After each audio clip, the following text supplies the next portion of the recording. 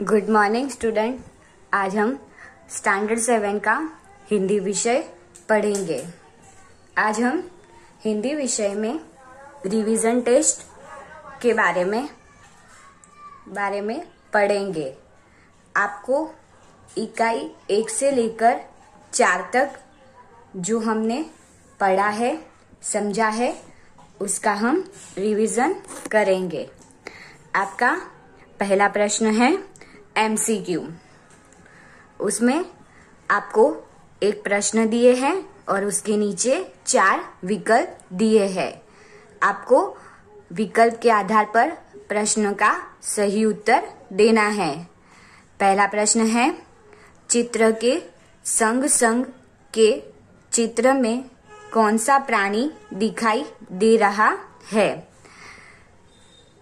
विकल्प है A ऊंट, B कुत्ता, C शेर, D गाय। अब हमने चित्र के संग संग पहला इकाई पढ़ा था, इसमें हमने 2 चित्र देखे थे। पहला चित्र था, पहले चित्र में सब्जी बेचने वाली कुजड़ीन, टायर में हवा भरने वाला इंसान, मोची और दुकान के डंडे पर बैठा हुआ तोता, मोची और लेटा हुआ कुत्ता, ये सब देखा था। अब तब इसमें हमें यही प्रश्न पूछा गया है कि चित्र में कौन सा प्राणी दिखाई दे रहा है। तो उसमें एक ही प्राणी था, वो था कुत्ता। तो सही उत्तर आएगा B कुत्ता। तो चित्र के संग संग के चित्र में कुत्ता दिखाई दे रहा है। दूसरा है, रिक्शे में कितने यात्री बैठे थे? विकल्प है A 2, B 4, C 1, D 3। अब हमें पता है कि रिक्शे में कितने यात्री बैठे थे और प्रश्न भी आया था कि एक ही यात्री क्यों बैठा है, इसीलिए उत्तर आएगा C 1। तो इस तरह लिखेंगे उत्तर, रिक्शे में एक यात्री बैठे थे अथवा बैठा था। तीसरा है, रिक्शे की डैश से टक्कर हो गई। विकल्प देखते हैं, A बाइक से, B गाड़ी से, C साइकिल से, D बस से। तो अब रिक्शे वाले की किससे टक्कर हो गई थी? तो हमें पता था और इकाई में भी पढ़ा था कि A बाइक से। उत्तर आएगा A। उत्तर इस तरह लिखेंगे, रिक्शे वाले की बाइक से टक्कर हो गई। चौथा प्रश्न है, सब्जी बेचने वाली को डैश कहते हैं। क्या कहते हैं? पहले विकल्प देखते हैं, A मालिन, B पंडिताइन, C कुजड़ी, D ग्वालिन। अब सब्जी बेचने वाली को हम क्या कहते हैं? तो C कुजड़ी। तो सब्जी बेचने वाली को कुजड़ी कहते हैं। पांचवा है, दुकान के डंडे पर डैश पक्षी बैठा है। पहले विकल्प देखते हैं, हमें पता है कि आप लोगों को उसका उत्तर मालूम है। A तोता, B कौआ, C चिड़िया, D हंस। अब दुकान के डंडे पर कौन सा पक्षी बैठा था? प्राणी और पक्षी दोनों एक ही थे, एक ही थे उस चित्र में। प्राणी में था कुत्ता और पक्षी में था तोता। तो उत्तर आएगा, दुकान के डंडे पर तोता पक्षी बैठा है। छठा है, सुबह खुशी के गीत कौन गाता है? अब हमने जो कविता पढ़ी थी कि तब याद तुम्हारी आती है, उसमें हमने देखा था कि बहुत सवेरे खुशी के गीत यानी कि कौन मीठी आवाज में गाता है। पहले विकल्प देखते हैं, A कलिया, B लहरें, C हवाएं, D चिड़िया। तो सुबह खुशी के गीत कौन गाता है? तो आएगा D चिड़िया गाती है। अब 7वां प्रश्न है हमारा, सुबह दुनिया पर कौन मुस्कुराता है? पहले विकल्प देखते हैं, A पत्तियां, B डालियां, C कलियां, D लहरें।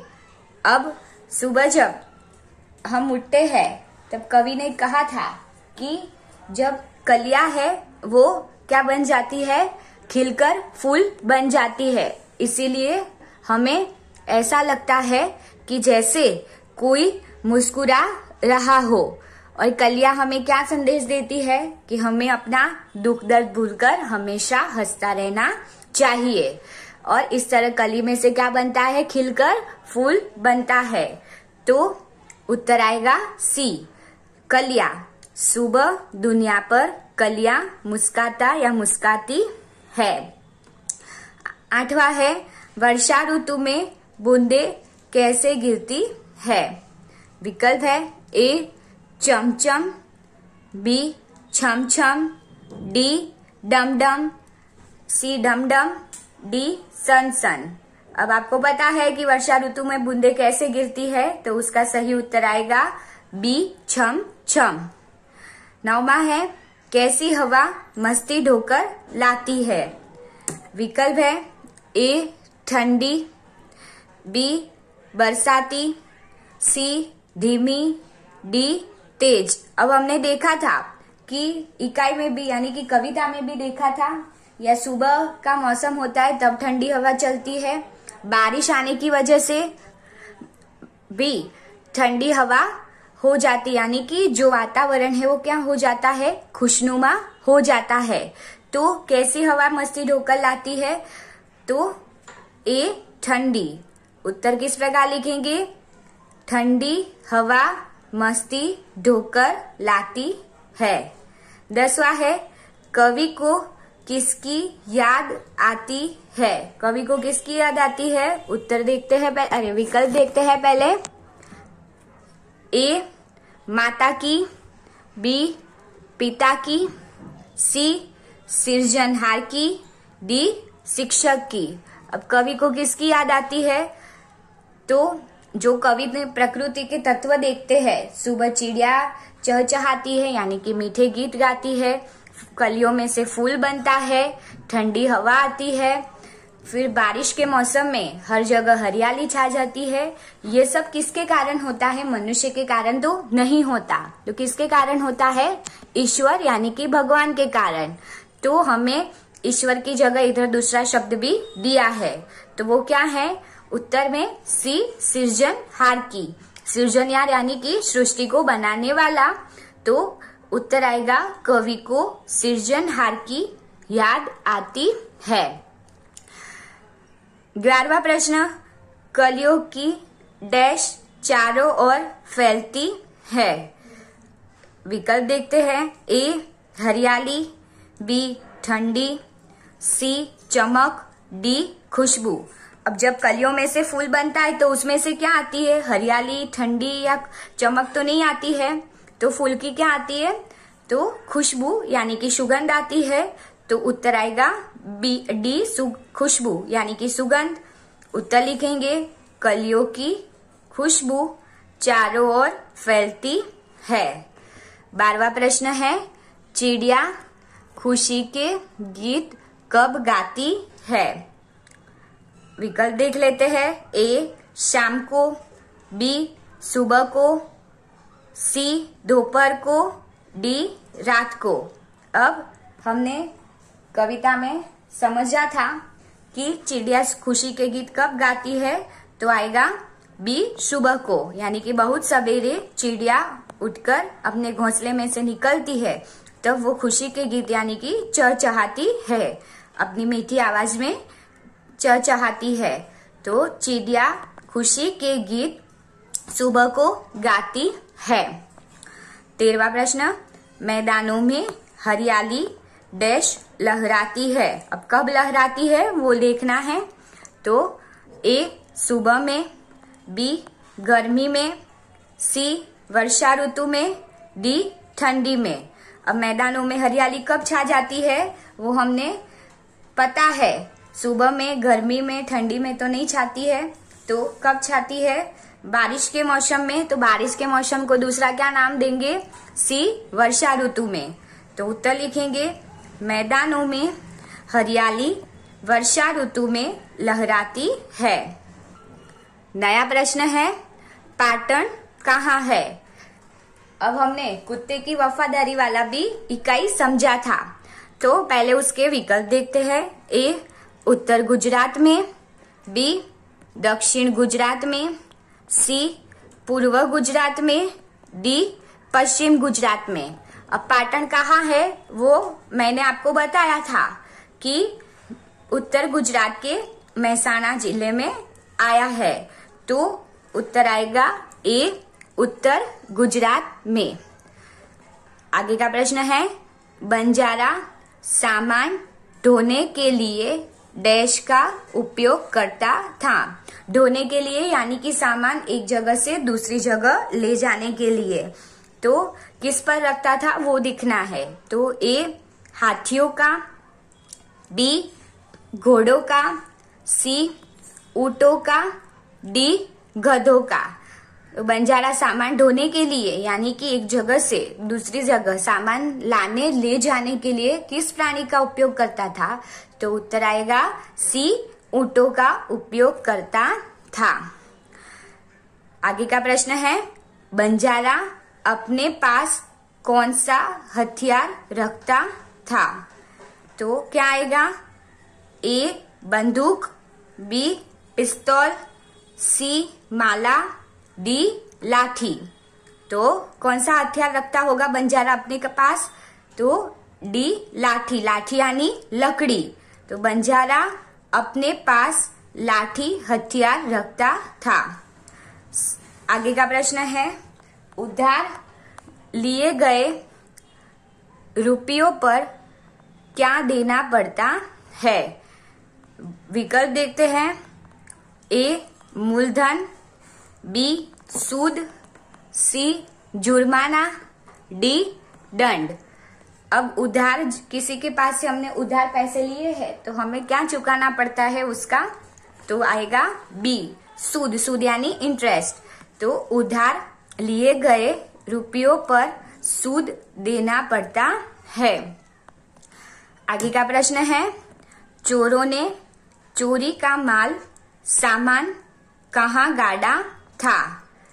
विकल्प देखते हैं, ए खेत में, बी बगीचे में, सी जंगल में, डी मैदान में। अब चोरों ने चोरी का सामान कहाँ यानी कि कहाँ छुपाया था और वो कुत्ते ने देख लिया था, तो क्या आएगा, सी जंगल में। उत्तर इस प्रकार लिखेंगे, चोरों ने चोरी का माल सामान जंगल में गाड़ा था। आगे का प्रश्न है, लाखा का कुत्ता कैसा था। तो कैसा था, विकल्प देखते हैं, ए ज्ञानी, बी बीमार, सी वफादार, डी भागेड़ू। तो लाखा का कुत्ता कैसा था, तो वो वफादार था यानी कि अपने मालिक की रक्षा करता था और उसके सामान की भी रक्षा करता था। तो लाखा का कुत्ता वफादार था। आगे का प्रश्न देखते हैं, लाखा के पड़ाव की रखवाली कौन करता था। विकल्प देखते हैं, ए शेर, बी ऊंट, सी कुत्ता, डी घोड़ा। जब लाखा एक जगह से दूसरी जगह जाता था तो गांव में रात भर रुकता था, तो वो तंबू डालता था और उसका सामान रखता था, तो उसे क्या बोलते थे, पड़ाव बोलते थे। वो पड़ाव की रखवाली कौन करता था, तो उसका वफादार कुत्ता। तो उत्तर आएगा सी कुत्ता। आगे का प्रश्न है, लाखा ने डैश के वहां कुत्ते को गिरवी रखा। पहले विकल्प देखते हैं, ए राजा के, बी सेठ के, सी सिपाही के, डी पुलिस के। अब लाखा ने किसके वहां कुत्ते को गिरवी रखा था, तो बी सेठ के वहां। क्यों रखा था, क्योंकि लाखा ने सेठ के वहां से पैसे लिए थे। अब पैसे लिए थे तो उसके बदले कुछ गिरवी रखना था। अब लाखा के पास और गिरवी रखने के लिए कुछ नहीं था, तो उसने अपना वफादार कुत्ता गिरवी रख दिया। आगे का प्रश्न है, सेठ के वहां चोरों ने क्या किया। तो विकल्प देखते हैं, ए चोरी, बी दौड़ भाग, सी जश्न, डी नाच गाना। अब सेठ के वहां चोरों ने क्या किया होगा, चोरों का काम ही है चोरी करना, तो उत्तर आएगा चोरी। तो सेठ के वहां चोरों ने चोरी की अथवा तो चोरी किया। आगे का प्रश्न है, लाखा बंजारा सेठ के पास डैश लेने के लिए गया। क्या लेने के लिए गया था, वो विकल्प के जरिए समझते हैं। ए पैसे, बी कुत्ता, सी सामान, डी सोना।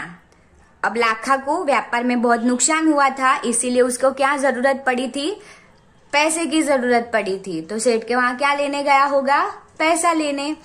तो उत्तर आएगा ए पैसे लेने के लिए गया।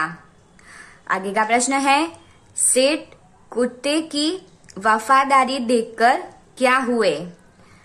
विकल्प है ए गुस्सा, बी खुश, सी नाराज, डी प्रसन्न। अब जब सेठ को चोरी का माल था, यानी कि जो चोरी का सामान था, वो कुत्ते ने वापस दिलवाया, तब सेठ हक्का बक्का रह गए और कुत्ते की वफादारी देखकर वो क्या हुए थे, खुश हुए थे। तो उत्तर आएगा बी खुश। इस प्रकार लिखेंगे उत्तर, सेठ कुत्ते की वफादारी देखकर खुश हुए। आगे का प्रश्न है, लाखा ने अपने अपराध का प्रायश्चित करने के लिए क्या बनवाया। विकल्प देखते हैं, ए महल, बी घर, सी समाधि, डी पड़ाव। अब लाखा ने क्या बनवाया था, जब वो कुत्ते को आते हुए देखता है अपने सामने और वो सेठ के वहां पैसे वापस देने जाता है, तब उसे क्या लगता है, कुत्ते को आता देख कर कि कुत्ते ने मेरी जबान काट ली, अब मैं सेठ जी को क्या मुंह दिखाऊंगा। इस तरह गुस्सा होकर लाखा क्या करता है, कुत्ते को लाठी से मारता है, यानी कि लकड़ी से मारता है। इस तरह कुत्ता मर जाता है।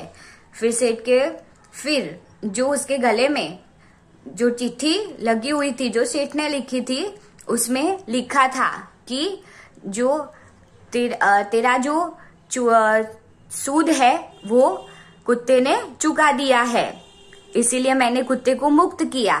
पर लाखा ने तो बिना सोचे समझे कुत्ते को मार डाला था, इसीलिए उसे क्या हुआ, पछतावा हुआ। और फिर प्रायश्चित करने के लिए उसने क्या बनवाई, समाधि बनवाई, यानी कि उत्तर आएगा सी समाधि। नया प्रश्न है, सेठ हक्का बक्का क्यों रह गए। विकल्प देखते हैं, ए कुत्ते ने काट लिया था, बी कुत्ता भौंक रहा था, सी कुत्ता भाग गया था, डी कुत्ते ने चोरी का सामान वापस किया। तो सेठ क्यों हक्का बक्का रह गए थे कि चोरों ने चोरी की, तब कुत्ते ने पीछा किया और चोरी का सामान कहाँ गाड़ा था वो देख लिया। फिर कुत्ता सेठ की धोती खींचकर वहां ले गया और सेठ के चोरी का जो सामान था वो वापस दिलवाया था। तो उत्तर आएगा डी कुत्ते ने चोरी का सामान वापस किया।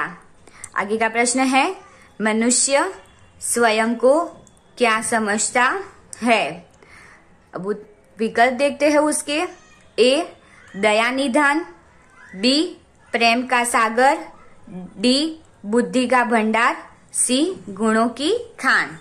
अब मनुष्य स्वयं को क्या समझता है कि ईश्वर ने उसे बहुत सारे गुणों से संवारा है, यानी कि उसमें एक से ज्यादा गुण है, सोचने समझने की शक्ति है, इसीलिए आएगा डी गुणों की खान।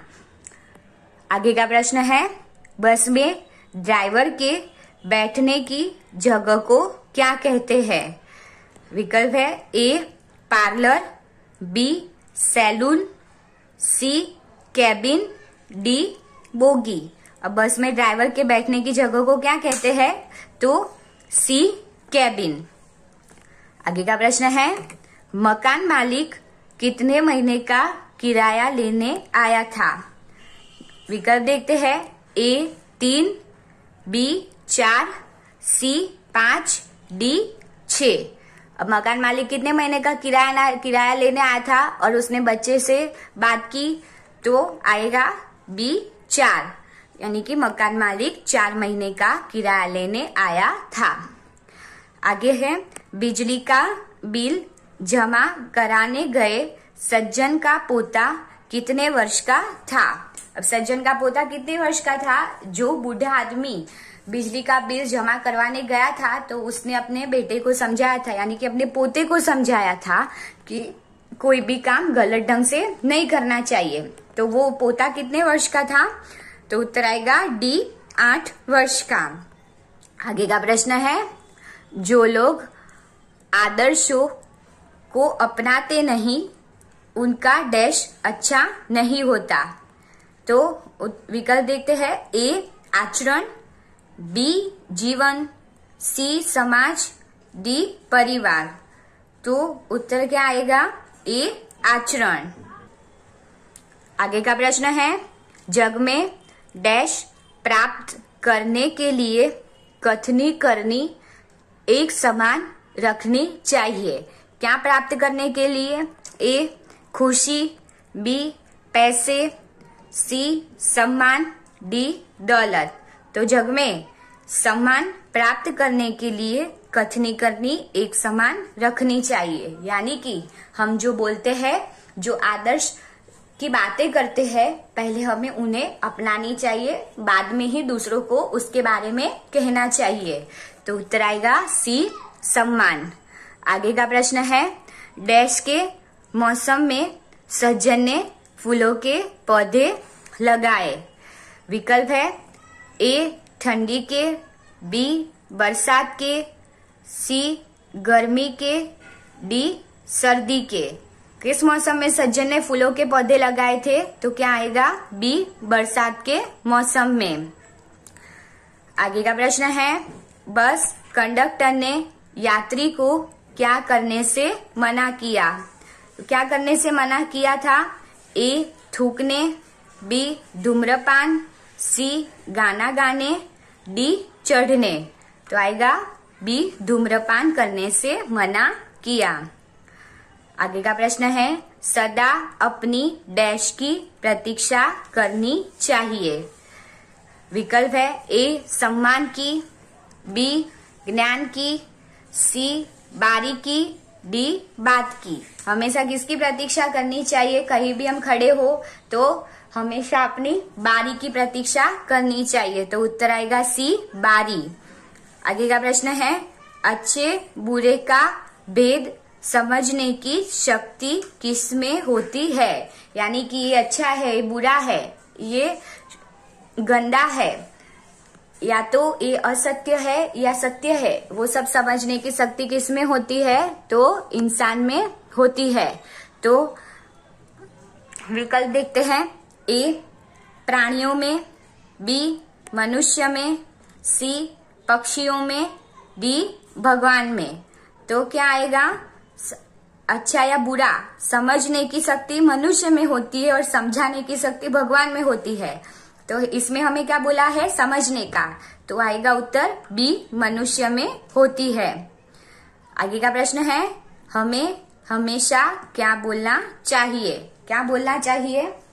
विकल्प देखते हैं, ए झूठ, बी सच, सी असत्य, डी गंदा। तो हमें हमेशा क्या बोलना चाहिए? बी सच बोलना चाहिए। स्टूडेंट, मुझे आशा है कि आप लोगों ने प्रश्नों के उत्तर ध्यानपूर्वक सुने होंगे और समझे होंगे। Thank you.